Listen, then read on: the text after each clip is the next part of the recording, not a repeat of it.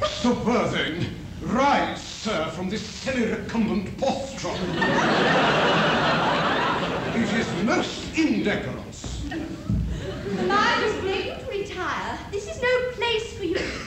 Besides, Mr. Worthing is not quite finished yet. Finished? Finished? What, may I ask? I am engaged to be married to Mr. Worthing, Mamma. Oh, pardon me. You're not engaged to anyone.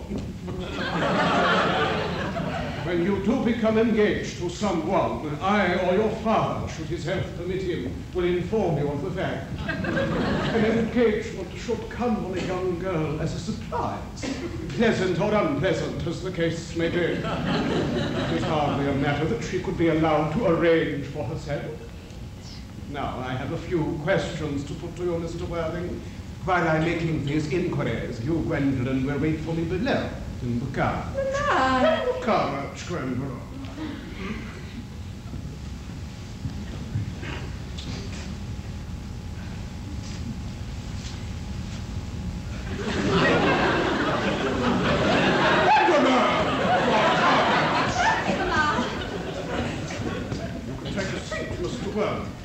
No, thank you, Lady Bracknell. I prefer standing. Well, I feel bound to tell you that you're not down on my list of eligible young men, although I have the same list as the dear Duchess of Bolton has. We work together, in fact. However, I'm quite ready to enter your name, should your answers be what a really affectionate mother requires. Do you smoke? Well, yes, I must admit I smoke. Oh, I'm glad to hear it. A man should always have an occupation of some kind. There are far too many idle men in London as it is. How old are you? 29. Very good age to be married at. I have always been of opinion that a man who desires to get married should know either everything or nothing. Which do you know? I know nothing, Lady Bracknell. I'm pleased to hear it. I do not approve of anything that tampers with natural ignorance. Ignorance is like a delicate exotic fruit. Touch it and the bloom is gone. The whole theory of modern education is radically unsound. Fortunately, in England, at any rate, education produces no effect whatsoever. If it did, it would prove a serious danger to the upper classes and probably lead to acts of violence in Grosvenor Square. What is your income? Between 7,000 and 8,000 a year. In land or in investment? In investments, chiefly. That is satisfactory. What's between the duties expected of one during one's lifetime and the duties exacted from one after one's death? Land has ceased to be either a profit or a pleasure. It gives one position and prevents one from keeping it up. And that's all that can be said about land. I have a country house with some land, of course, attached to it. About 1,500 acres, I believe. But I don't rely on that for my real income. In fact, as far as I can make out, the poachers are the only people who get anything out of it. A country house, how many bedrooms? Oh, well, of course, that point could be cleared up afterwards. You have a townhouse, I hope. A girl with a simple, unspoiled nature like Gwendolyn could hardly be expected to reside in the country. Well, I own a home in Belgrave Square, but it's let out by the year to Lady Bloxham.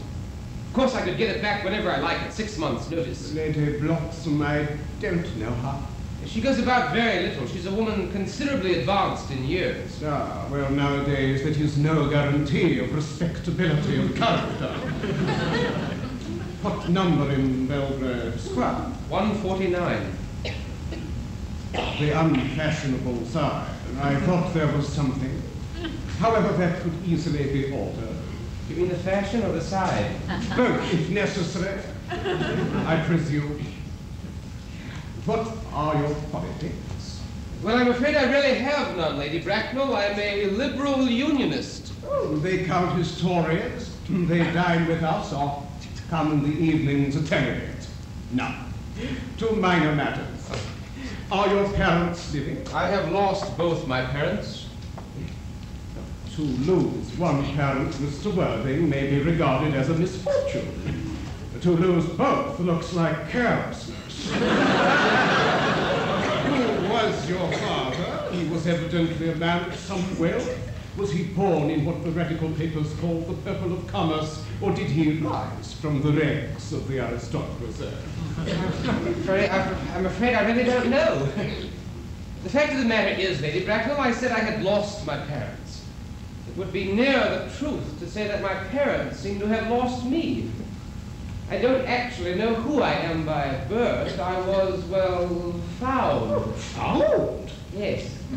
The late Mr. Thomas Cardew, an old gentleman of very charitable and kindly disposition, found me and gave me the name of Worthing because he happened to have a first-class ticket for Worthing in his pocket at the time. Worthing is a place near Sussex. It is a seaside resort. And where did the charitable gentleman who had a first-class ticket for this seaside resort find you? In a handbag. Handbag? Yes, Lady Bracknell. I was in a handbag. A large black leather handbag. With handles on it. An ordinary handbag, in fact.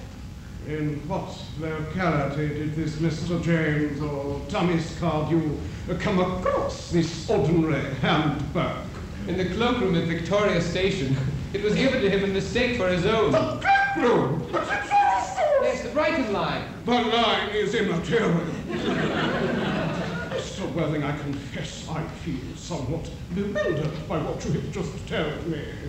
To be born, or at any rate bred in a handbag, whether it had handles or not, seems to me to display a contempt for the ordinary decencies of family life that reminds one of the worst excesses of the French Revolution. I presume you know what that unfortunate movement led to. As for the particular locality in which the handbag was found, a cloakroom at a railway station might serve to conceal a social indiscretion. Indeed, it has probably been used for that purpose before now, but it could hardly be regarded as an assured basis for a recognized position in good society. May I ask you then what you would advise me to do? I need hardly say I would do anything in the world to ensure Gwendolyn's happiness. Well, I would strongly advise you, Mr. Worthing, to try and acquire some relations as soon as possible. To make a definite effort to produce, at any rate, one parent of either sex before the season is quite over. I don't see how I can possibly manage that.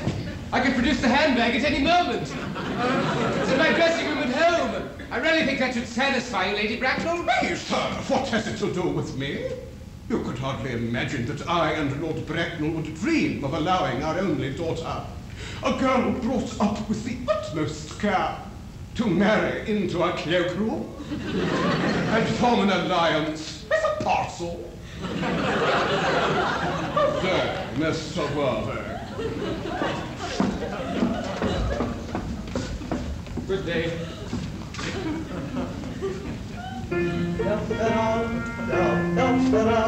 For heaven's sakes, Algie, stop playing that gospel tune. How idiotic you are. Oh, didn't it go off all right, little boy? Oh, you don't mean to say Gwendolyn refused you? Don't. I know it is a way she is. She's always refusing people. I think it is most ill-natured of her. Gwendolyn is as right as a trivet. As far as she's concerned, we're engaged already. Her mother is perfectly unbearable. Never met such a gorgon. I don't really know what a gorgon is like, but I'm quite sure Lady Bracknell is one. At any rate, she's a monster without being a myth. It's rather unfair. I'm sorry, Alger. I suppose I shouldn't talk about your own Oz that way in front of you.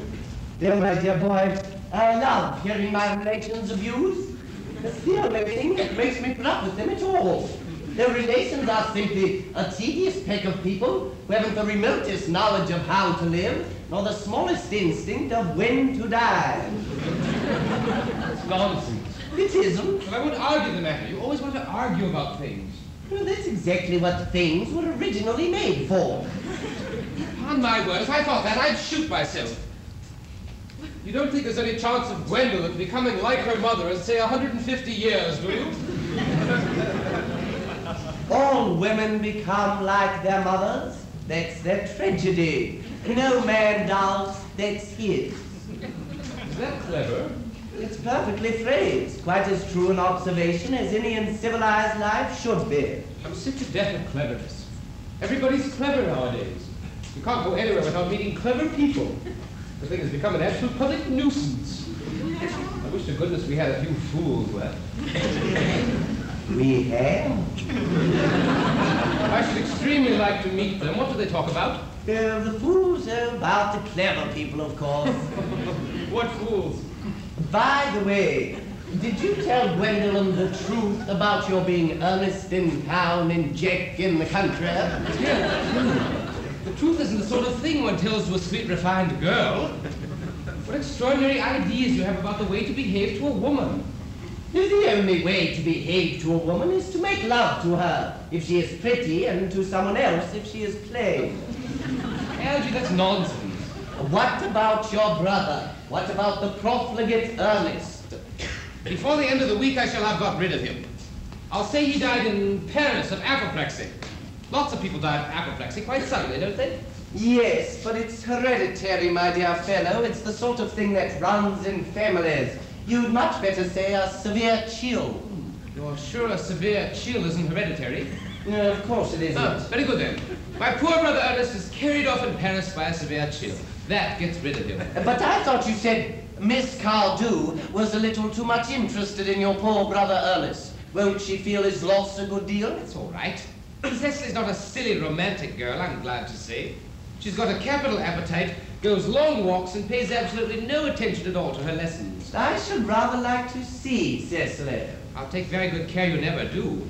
She's excessively pretty, and she's only just 18. Have you told Gwendolyn that you have an excessively pretty ward who is only just 18? One does not blurt these things out to people. Cecily and Gwendolyn are perfectly certain to be extremely great friends.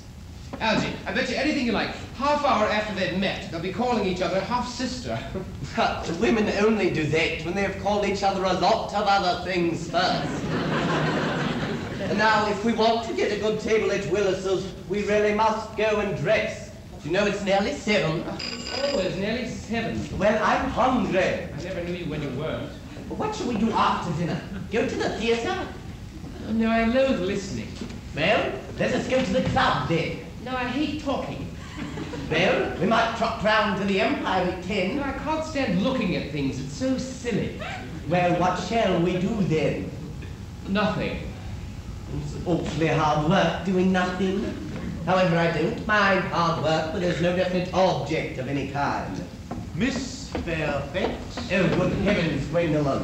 Algernon, would you mind turning your back? I have something very particular to say to Mr. Worthing. Really, Gwendolyn, I don't think I can allow this at all. Oh, Algy, you always adopt a strictly immoral attitude toward life. You're not quite old enough to do that yet. Ernest, we may never be married. From the look on Mamma's face, I fear we never shall. Oh, few parents nowadays pay any regard to what their children say to them. Indeed, the old-fashioned respect for the young is fast dying out. Whatever influence I had over Mamma, I lost at the age of 3. But although she may prevent us from becoming man and wife, and I may marry someone else, and marry often, nothing she could possibly do can change my eternal devotion to you. My darling. The story of your romantic origins related to me by Mamma with unpleasing comments has naturally stirred the deeper fibers of my being.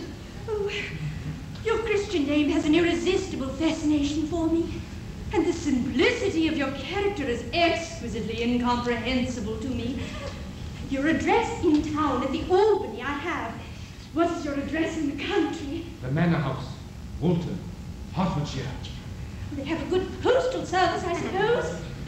It may be necessary to do something desperate, but that, of course, will require serious consideration. I will communicate with you daily. My darling. How long are you in town? Till Monday. Monday? Oh, that's good. Algernon, you may turn round now. Thanks, I've turned round already. Well, you may also ring the bell.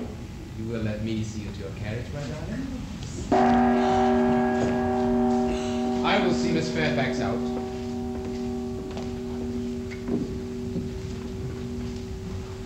A glass of sherry, then. Yes, sir.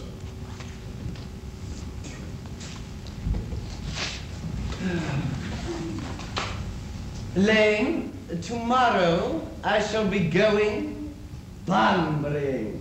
Yes, sir. I shall probably not be back till Monday.